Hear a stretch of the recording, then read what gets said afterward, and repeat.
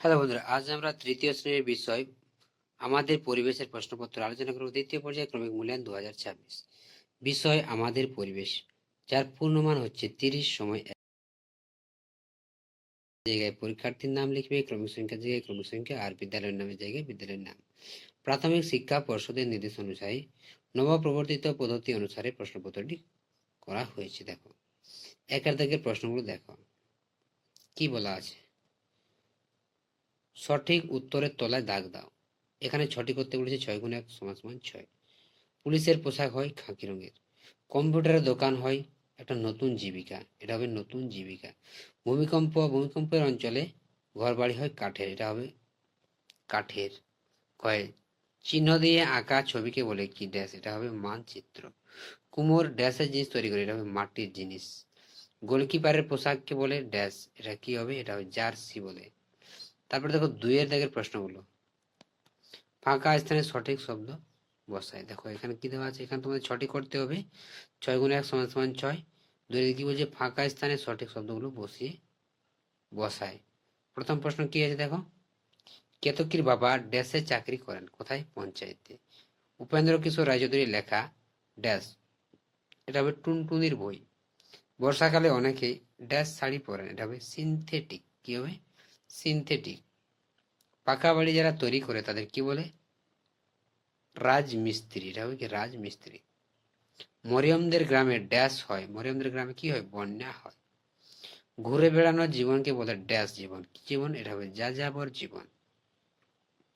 এরপর আমরা যাব 3-এর দাগের প্রশ্নগুলো। দেখো 3-এর কি দেওয়া আছে, ঠিক বাক্যের জন্য ঠিক, ভুল বাক্যের জন্য ভুল। কাটকুট, এখানে 4টি করতে হবে। 4 গুণ 1 সমান সমান 4 নাম্বার।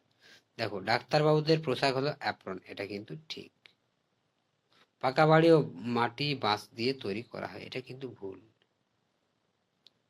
তাঁতি তাঁত বুনে শাড়ি তৈরি করে, এটা কিন্তু ঠিক। সমতল অঞ্চলে গভীর খাদ দেখা যায়, এটা কিন্তু ভুল। এরপর চলে যাবো আমরা পরের পেজে। দেখো এখানে কি দেওয়া আছে, দেখো 4-এর দাগে এখানে আলাদা শব্দগুলি খুঁজে নিয়ে লেখো। এখানে তোমাদের 4টি করতে হবে। 4 গুণ 1 সমান সমান 4 নাম্বার। দেখো প্রথমে কি দেওয়া আছে, ধুতি সালোয়ার পাঞ্জাবি। এখানে আলাদা কোনটি, তা এখানে আলাদা হবে বর্ষাতি। তারপর কিছু খড় বাঁশ মাটি, এখানে আলাদা কে, এখানে আলাদা হচ্ছে সিমেন্ট।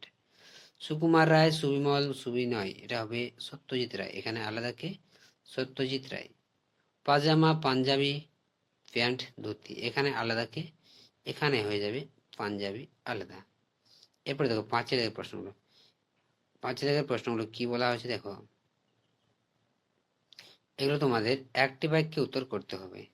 4টি করতে হবে। দেখো একটি বাক্যে প্রশ্নগুলোর উত্তর লেখো। এখানে আছে তোমাদের 4 গুণ 1 সমান সমান 4। দেখো শীতের একটা পোশাকের নাম, এটা কি হবে, শীতের একটা পোশাকের নাম হচ্ছে সোয়েটার।